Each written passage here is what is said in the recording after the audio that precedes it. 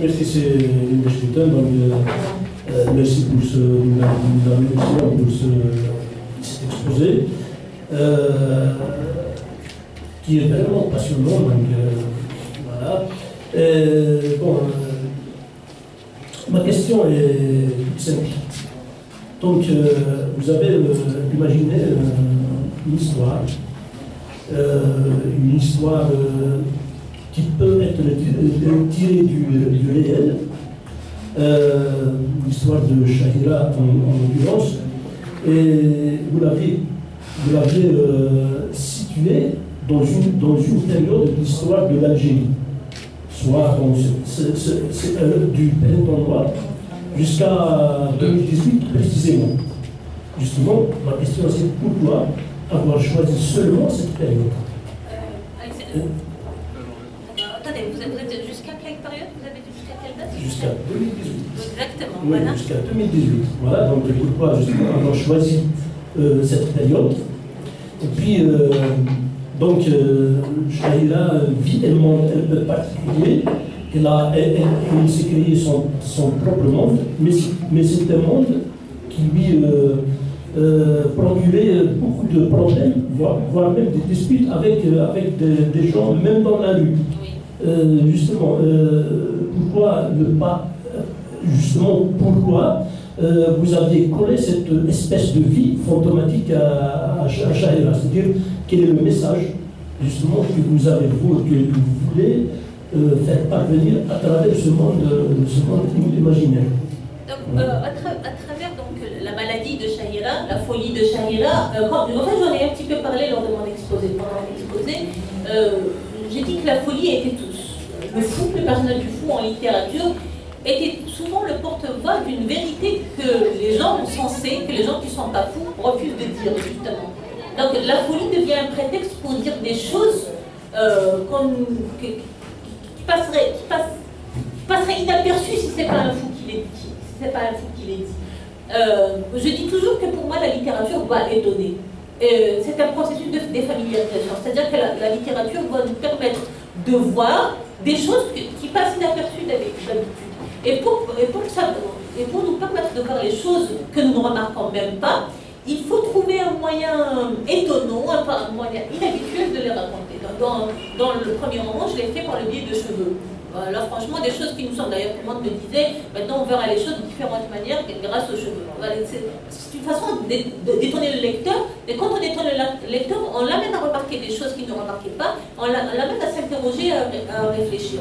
Et c'est ce que je voulais faire à travers la folie de Shahira. Parce que la folie de Shahira, qu'est-ce qu'elle fait? C'est ce que je disais tout à l'heure, elle fait complifier des choses, des sensations, etc., que peut ressentir n'importe quelle femme, même si elle n'est pas malade. Je parlais d'un sentiment de honte, de culpabilité, de peur, d'angoisse, etc., de rapports conflictuels, ou du moins pas forcément conflictuels, mais compliqués vis-à-vis de l'autre, vis-à-vis de l'autre sexe, etc.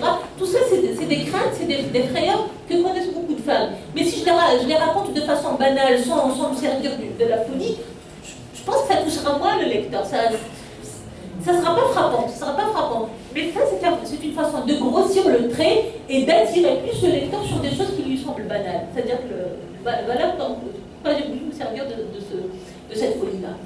Pour la deuxième question, pourquoi j'ai choisi cette période? Tout simplement parce que j'ai choisi les étapes importantes qu'a connues l'histoire algérienne. Bon, j'évoque rapidement le printemps noir, puis je parle du printemps berbère, puis du printemps noir, puis de ce qui se passe actuellement en Kabylie, puis de l'assassinat de Matoub. Ce sont des événements majeurs, voilà, et du terrorisme bien entendu, donc du fanatisme religieux et du terrorisme. Ce sont les événements qui ont marqué l'Algérie dernièrement. C'est pour ça que je m'adresse à 2018 parce que voilà, j'ai fini l'écriture du roman en début mars 2019. D'ailleurs, ça s'entend, je crois, à la fin du roman, dans le passage que j'ai lu, cette petite lueur d'espoir, le peuple, voilà, et peut-être qu'un jour, toute cette tyrannie, etc., ça a été dicté c'était en février, début mars 2019, que j'écrivais ce dernier passage-là, et ça s'entend. Donc je me suis arrêtée là où s'est arrêtée l'écriture du roman, tout simplement.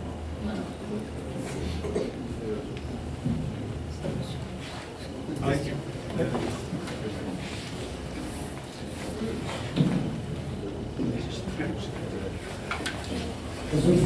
Donc, un soufisme café Oukas. Donc, j'ai dit le pauvre cheveu et la base.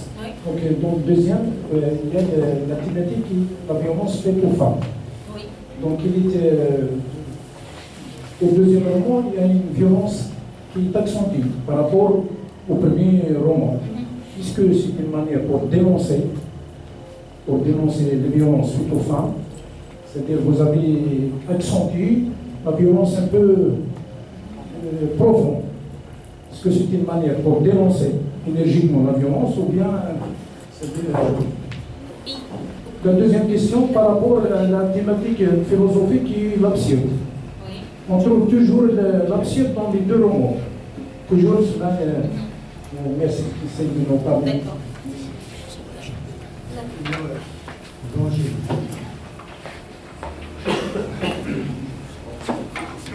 Oui, bienvenue. Donc,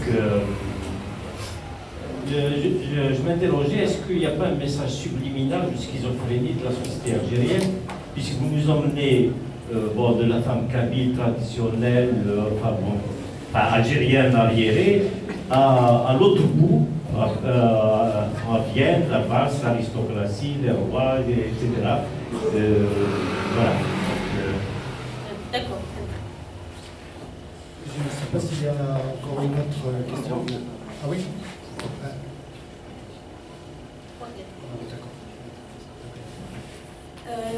Donc je vais commencer par les questions de monsieur Bradette. Oui. Donc la violence, effectivement, mais j'en ai parlé là encore lors de pendant mon exposé. La violence semble plus forte, plus présente dans le deuxième roman, mais elle est présente aussi dans le roman des pauvres cheveux. C'est vrai qu'elle est plus frappante dans une valse, elle est beaucoup plus frappante. En fait, le but des deux romans, c'est un peu le même, c'est d'énoncer une certaine réalité sociétale, une certaine condition féminine, une certaine violence faite aux femmes. Puisque vous avez lu les deux romans, vous savez que même Taous, dans le premier roman, dans le roman des pauvres cheveux, est violentée par les siens. On lui arrache les cheveux, on la frappe, on la traite de tous les noms, etc. Elle aussi, elle peut... Mais c'est vrai que l'approche est différente. L'approche dans le roman des pauvres cheveux, je me sers beaucoup plus du burlesque, du rire, etc. J'essaie de sensibiliser à travers le rire. Voilà, les gens rient, mais en même temps, ils se disent « Oh oui, c'est vrai, ça se passe comme ça, c'est vrai, les femmes... subissent des violences, les femmes doivent se soumettre à une autorité mâle, masculine, etc. Et dans le dernier roman, Une valse, l'approche est différente, c'est-à-dire que je m'y prends autrement. Je me sers justement de... Je choque, je cherche un petit peu à choquer, pour secouer les gens. Je cherche un petit peu pour les faire réagir, je les choque. Donc le but est le même. Mais l'approche est différente. Je me sers donc du burlesque, de l'humour dans le premier roman et j'essaie de choquer dans le deuxième roman. Voilà, c'est à peu près. Il y avait autre chose que je voulais ajouter, mais je ne sais plus ce que c'était. J'ai perdu l'idée. Non, toujours dans le même ordre d'idée, toujours pour la même question. Je voulais ajouter autre chose. C'est pas grave, ça reviendra peut-être plus tard. Alors, concernant l'absurde, effectivement, il est présent dans le deux romans. D'abord, cette histoire de cheveux qui parlent, qui se déplacent, etc. C'est absurde déjà.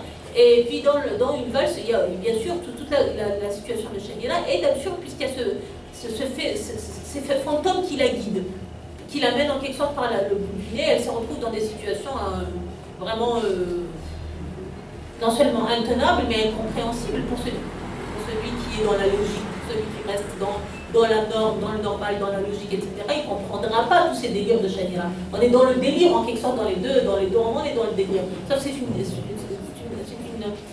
que c'est une manifestation différente du délire. Ici, là encore, c'est le délire à travers le rire, etc., et ici, c'est un délire beaucoup plus effrayant. Mais dans les deux romans, c'est une situation kafkaïenne. J'ai évoqué Kafka lors de mon dernier passage, j'ai parlé de l'influence de Kafka. D'ailleurs, il rencontre le cafard de Kafka dans le roman des pauvres cheveux. Et Kafka, qui est donc le maître de l'absurde en quelque sorte, est évoqué aussi dans Une valse. Il y a une allusion à Kafka, et il se compare, Shangela se compare au cafard de Kafka, là encore. Elle aussi, elle se compare à l'insecte de Kafka, parce que, encore une fois, pour rappeler l'histoire de la métamorphose de Kafka, c'est l'histoire d'un pauvre voyageur tchèque, un agent de voyage tchèque, qui se réveille un beau matin pour découvrir qu'il s'est métamorphosé en insecte. Et quand il devient insecte, tout le monde s'acharne sur lui de façon impitoyable. Sa famille en particulier, on le pourchasse, on le méprise, etc. Comment elle s'appelle, Shahira, se compare à ce cafard-là. Elle se sent elle-même devenir insecte, parce qu'elle-même, il y a le thème de la déchéance en fait. Il s'agit de déchéance dans les cheveux déchus, je parle de cheveux déchus qui quittent leurs racines et qui deviennent vagabonds, qui sont sales, qui sont... voilà. Et Shahira aussi se sent un petit peu comme ça, à cause de tout ce qui lui arrive, c'est en partie vrai, sa famille lui reproche un petit peu d'être malade, mais peut-être que c'est exagéré, parce que par le fait de la maladie elle-même nourrit en elle ce sentiment d'insignifiance, ce sentiment de déchéance, etc.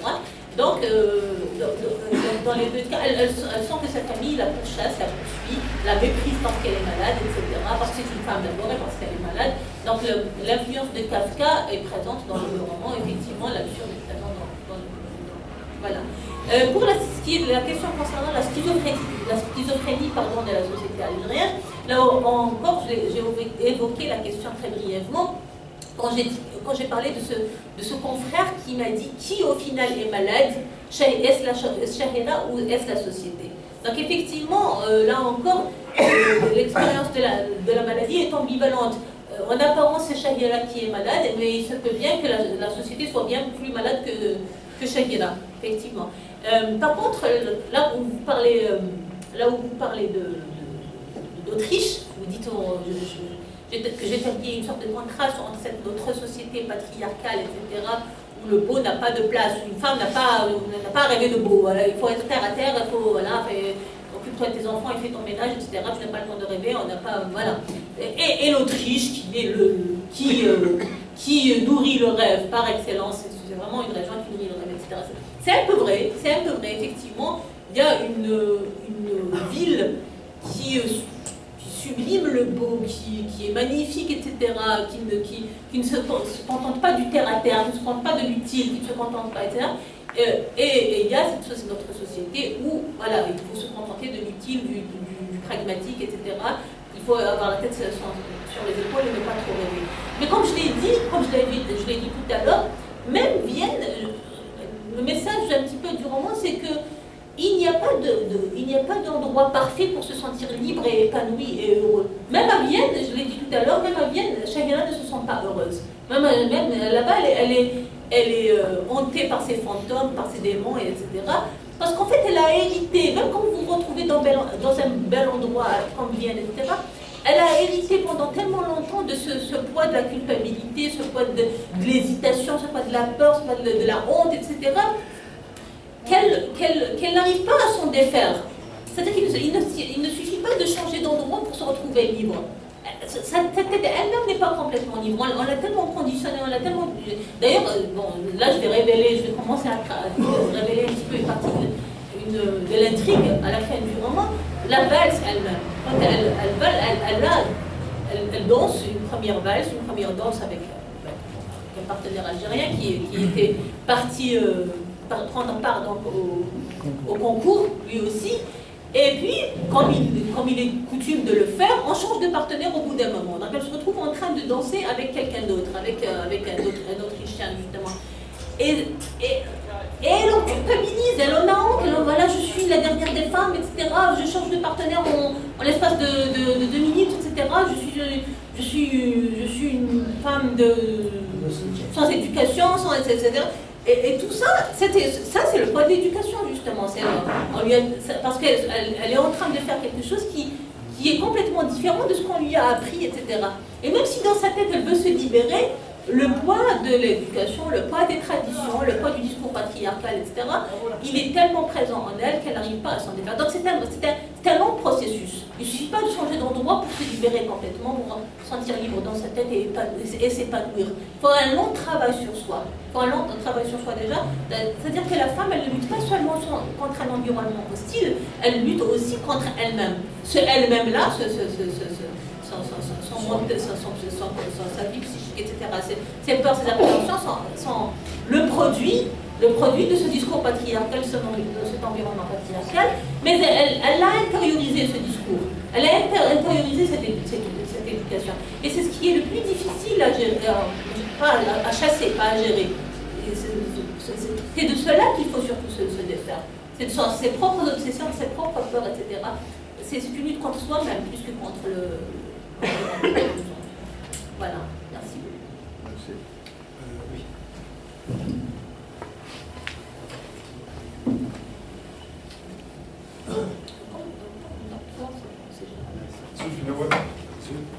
Est-ce que le choix des intellés à des usagers en Kabylie, est-ce que c'est une façon de confirmer que la femme kabyle est toujours une difficulté majeure par la Kabylie et la civilisation en condition de l'égalité avec l'homme?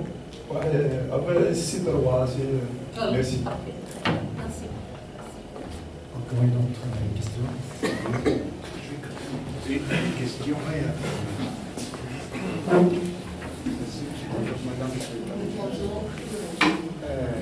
Votre livre a plus d'un titre intéressant. Et est-ce que vous avez parlé pratiquement du fascisme social, desquels on ne se sort pas, etc. Fuir où? Quitter où? Aller se perdre au bord du Gange? Ou bien retrouver des solutions en soi? Vous l'avez traité. Et ce fascisme social, il est très difficile de le quitter parce qu'il faut fabriquer le faisceau sociétal pour être en cohérence, qu'il soit bon, qu'il soit mauvais. Et quand on ne fait pas le faisceau, on est exclu. D'où ce subterfuge que vous avez utilisé, la folie. Elle a utilisé la folie, elle est devenue folle, elle n'est pas si folle que cela. Et c'est une rébellion intérieure où c'était, à un moment donné, elle a choisi la folie d'être traitée de folle pour pouvoir échapper à cette emprise resserrante où elle était confinée, où elle voudrait absolument s'en sortir. Il est vrai qu'on ne quitte pas facilement ces diables hérités. Ben, je ne sais pas si ce que j'ai dit est... Voilà.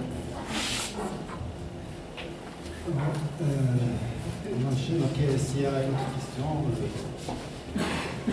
Oui, madame. Bonjour.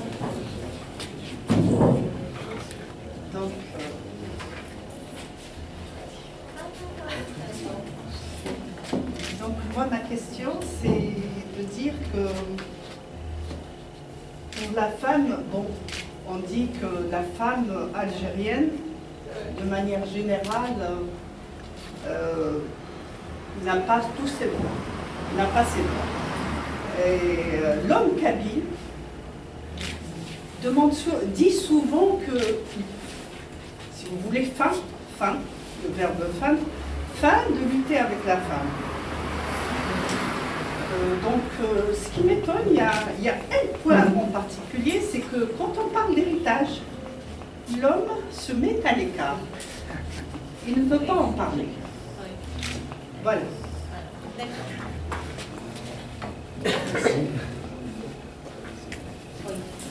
En fait, il y a deux questions. À mon avis, il y a deux questions au lieu de trois, parce que la question de Madame Poitiers rejoint la première question qui dit à propos de la femme. Voilà. La question du monsieur. Donc, je vais essayer de répondre aux deux questions en même temps. C'est à peu près la même question. Donc, effectivement, c'est exact. Vous avez bien compris mon propos, monsieur. Effectivement,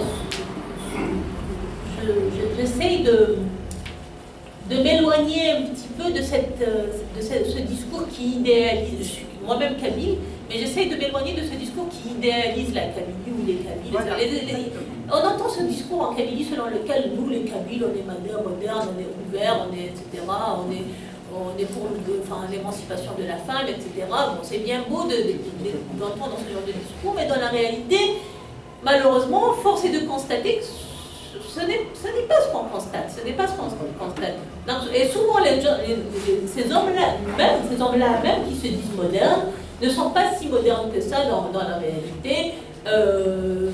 Leurs femmes, d'ailleurs, excusez-moi, je faisais la remarque ce matin, il n'y a pas, comparant le nombre d'hommes présents dans cette salle au nombre de femmes, je crois que c'est la différence, voilà, saute aux yeux, voilà, elle est trop évidente. Et pourtant, je ne doute pas que le café littéraire d'Aouka soit œuvre pour l'émancipation, œuvre pour la liberté, etc. Et c'est ça que je voulais pointer du doigt. C'est-à-dire qu'on est encore, on ne doit pas être dans je sais pas, dans l'auto, je sais pas comment appeler ça. Acclamation. L'auto-satisfaction, voilà, nous on est parfait, nous on est ouvert, non, il y a beaucoup de travail à faire. En Kabylie, il y a beaucoup de travail. On voit que les femmes, moi à 18h, si je suis encore d'heure à 18h, je commence un petit peu à paniquer. 18h, 18h30, ça y est, voilà, il faut être accompagné, il faut soit être chez soi, soit être accompagné. Mais une femme seule à partir de 18h, 18h30 ou 19h, en été, on va dire, c'est la panique. C'est pas normal dans un pays dans une région qui est censée, qui se vante de respecter la femme, qui se vante d'être ouverte. Pourquoi une femme aurait peur à 19h ou même à 20h ou même à 21h si elle est en France, ou même au-delà? C'est pas normal. Ça, ce n'est qu'un petit exemple que je donne. Il y a beaucoup d'exemples de ce genre.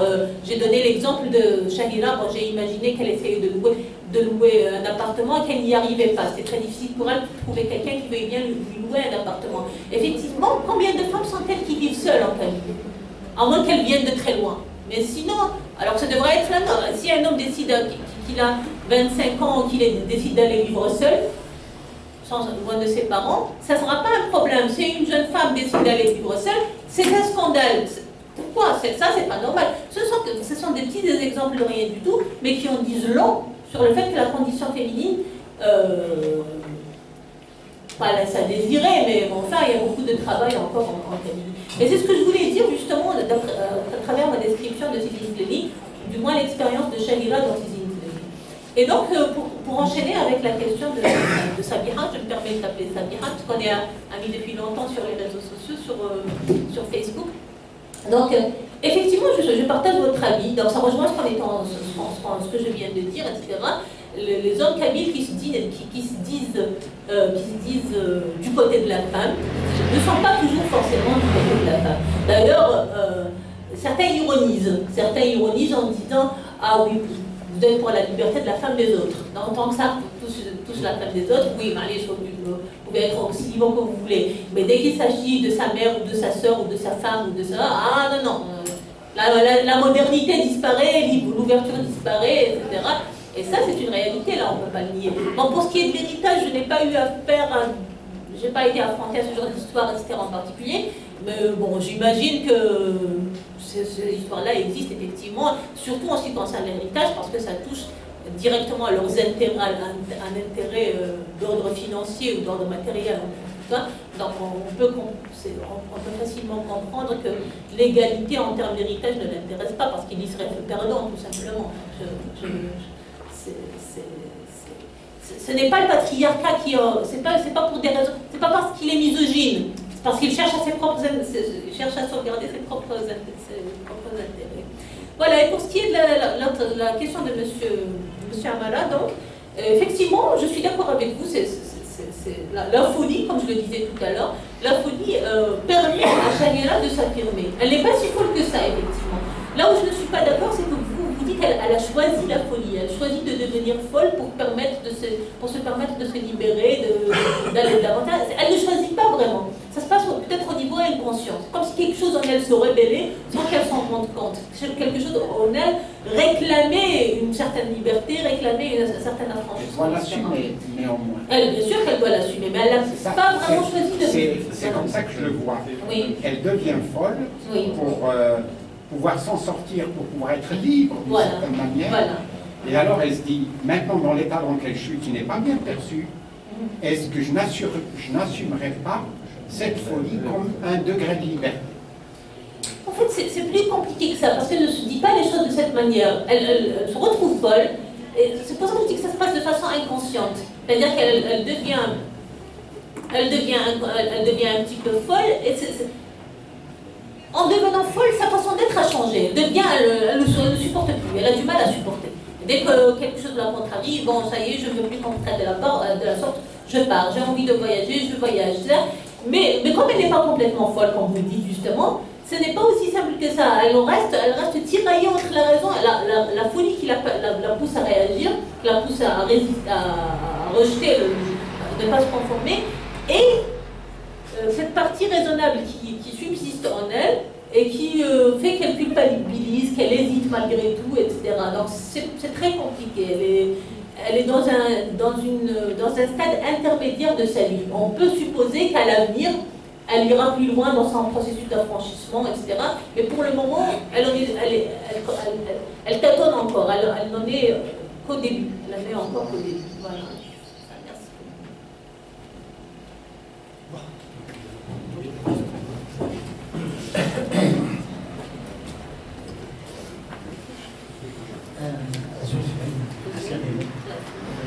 Exactement, je vais revenir à la question de la folie. En faisant entendre, bon, de toute façon, je viens de donner la l'idée que Shahira, en fin de compte, ne s'est pas sentie. C'est pour cela que j'ai compris qu'elle a justifié de manière explicite son existence. Donc, exactement, je n'arrive pas à comprendre quelle est la différence qui puisse exister entre la sagesse et la folie. Et exactement, vous parlez de transigression de convention sociale. Qui a qualifié Shahira de folle? Est-ce que là, vous approchez la folie d'un point de vue clinique, au moral, ou philosophie? Exactement. Et est-ce que la folie elle-même possède-t-elle un discours? Oui. Oui, d'accord. Je sais d'accord. Bon, alors là, c'est des questions philosophiques auxquelles il n'est pas évident de répondre. Je vais essayer. Bon, la différence entre la sagesse et la folie, là encore, c'est difficile de le dire. Voilà, difficile de le dire. Moi, j'ai pris sagesse dans le sens conformisme, on ne se met pas trop en conflit avec son environnement, voilà, on évite les problèmes, etc. Et pour éviter les problèmes, il n'y a pas meilleur moyen qu'en se conformant. C'est-à-dire on fait comme tout le monde, comme ça, les gens font comme tout le monde, souvent pour éviter les problèmes, justement. Donc la sagesse, entre guillemets, même si est-ce que c'est ça la vraie sagesse, ça reste un long débat. Mais bon, pris dans son sens simple, voilà, dans son l'acceptation simple du mot. La sagesse, c'est tout simplement le fait de faire comme tout le monde, de ne pas chercher, de ne pas trop se différencier de la foule, de pas... Et Shahira, justement, c'est pour ça que, comme je l'ai dit tout à fait au départ, sa mère lui dit tu es toujours folle. Mais elle-même, quand elle essaie de se décrire, elle dit de toute façon, je suis sûre que tout le monde m'a toujours crié folle, même avant que je devienne officiellement folle. Voilà, etc. Parce qu'elle a toujours, elle s'est jamais entendue avec son, elle s'est toujours détachée de son environnement, elle a toujours refusé de faire comme tout le monde, etc. Et donc c'est pour ça que je dis qu'elle a toujours été folle en quelque sorte. C'est le fait de ne pas se conformer qui est la folie. Comme je disais tout à l'heure, qu'est-ce que la normalité si ce n'est de faire comme tout le monde, de ressembler à tout le monde? C'est ça, c'est normal. Quand vous ressemblez à tout le monde, on dit que vous êtes normal. Voilà. Et quand vous agissez différemment, ou vous réfléchissez différemment, ou vous distinguez d'une manière ou d'une autre, on dit que vous êtes fou. C'est pour ça que Shahira est toujours folle. Mais elle devient officiellement folle parce qu'elle va voir un médecin et il lui dit qu'elle est psychotique. Elle dit qu'elle est psychotique et il prescrit un médicament qu'elle essaie de prendre au début et qu'elle laissera tomber bien rapidement parce qu'elle trouve que ce médicament la déshumanise, etc. Elle trouve qu'il ne lui convient pas, en fait. C'est pour ça qu'il y a une sorte de flou dans le roman. On ne sait pas vraiment si elle est vraiment... On dit qu'elle est folle, mais est-ce qu'elle est vraiment folle? Parce que, bon, on dit elle est déclarée psychotique par le médecin. Il dit qu'elle est psychotique. Mais ce document qu'elle trouve que les psychotiques sont complètement détachés de la réalité, complètement déconnectés de la réalité. Ils sont perdus, ça y est, ils n'ont aucun contact avec le monde des psychotiques, etc. Ils n'arrivent plus à raisonner, ils n'arrivent plus à réfléchir de manière cohérente, etc. Ce n'est pas son cas. C'est pour ça qu'on est dans un entre-deux. On ne sait pas au final, on ne peut pas répondre à la question, est-ce qu'elle est vraiment... C'est sûr qu'elle n'est pas si folle que ça. Est-ce qu'elle est psychotique ou là? Là aussi, il y a un discours selon lequel vous présentez certains symptômes, donc vous êtes forcément fou. Alors que Shahira, elle présente ces symptômes-là, mais elle n'est pas folle, puisqu'elle arrive à raisonner, elle arrive à vivre, elle arrive, etc. C'est un cas très... Et je maintiens le flou, je maintiens le tout dans le flou exprès, parce que justement, je voudrais pousser les gens à s'interroger plus qu'à... Je le fais toujours, même avec le premier roman, c'est ce que j'ai fait. Je déteste les affirmations toutes faites. Moi-même, je suis quelqu'un qui hésite beaucoup, qui doute sur certains points, etc. J'ai du mal... et je préfère pousser le lecteur à s'interroger, plutôt que de lui dire ça c'est ça, et ça c'est ça, etc. C'est pour ça que je maintiens une sorte de flou, y compris concernant la folie de Shahira. Voilà, merci. Rachid, une question. Rachid, tu veux que... Voilà,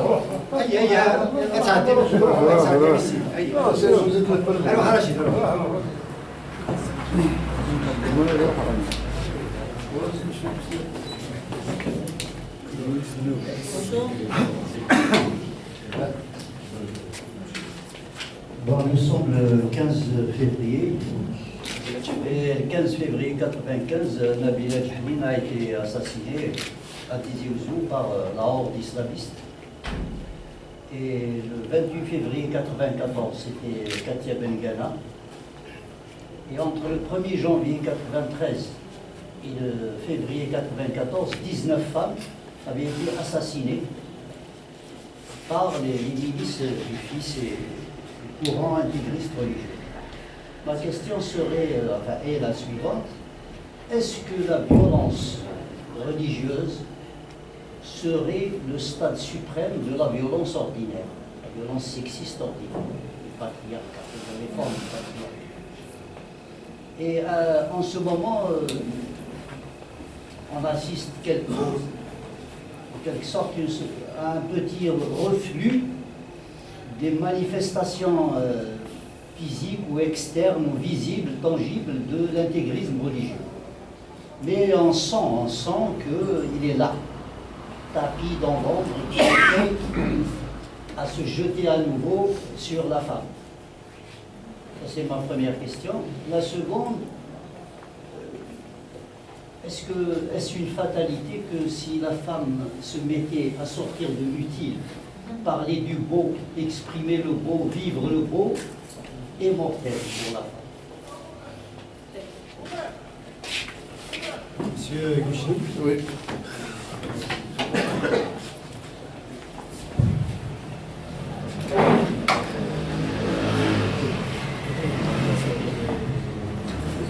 Madame, oui, soyez la bienvenue. Pas question, moi je pense qu'on a déjà parlé sur le sujet. Je reviens à tout à l'heure sur la folie de cette femme, du personnage principal dans votre livre. Je pense ailleurs que, par exemple, aux États-Unis, une femme, une certaine Patricia écrivaine qui écrit des romans policiers, des meurtres et tout, elle utilise l'aide, même des agents du FBI, des médecins, pour un peu approcher, faire une approche scientifique de la chose. Ma question est, est-ce que vous n'avez pas utilisé des conseils de médecins spécialisés parce que la description de l'environnement de cette folie, cette schizophrénie, est vraiment très proche. Je sens très proche d'une réalité. C'est possible. Voilà ma question. Merci. Ok, merci beaucoup. Donc je vais répondre. Oui. D'accord. Donc, est-ce que la violence religieuse est une forme suprême de la violence patriarcale? Je ne pense pas. Honnêtement, je ne pense pas. Je pense que le patriarcat prend plusieurs manifestations et que, par exemple, en Occident, qui sont censés, qui sont pas en proie au fanatisme religieux et tout ça, mais le nombre de féminicides qu'il y a en France, enfin en France ou en Europe en général, est quand même effarant. Il y a beaucoup de femmes qui sont assassinées par leur conjoint, par leur mari ou par leur conjoint, etc. Donc je pense que le patriarcat ne se limite pas aux religieux, à l'intégrisme religieux. Non seulement il ne s'y limite pas, mais qu'il n'est pas forcément lié au fanatisme religieux. C'est-à-dire qu'on peut se montrer violent envers les femmes, etc., tout en étant athée, par exemple. Ou, voilà, je pense pas que ça soit lié. Après, c'est vrai que la violence religieuse est particulièrement horrible, particulièrement parce qu'on n'hésite pas devant, on égorge, on éventre, voilà.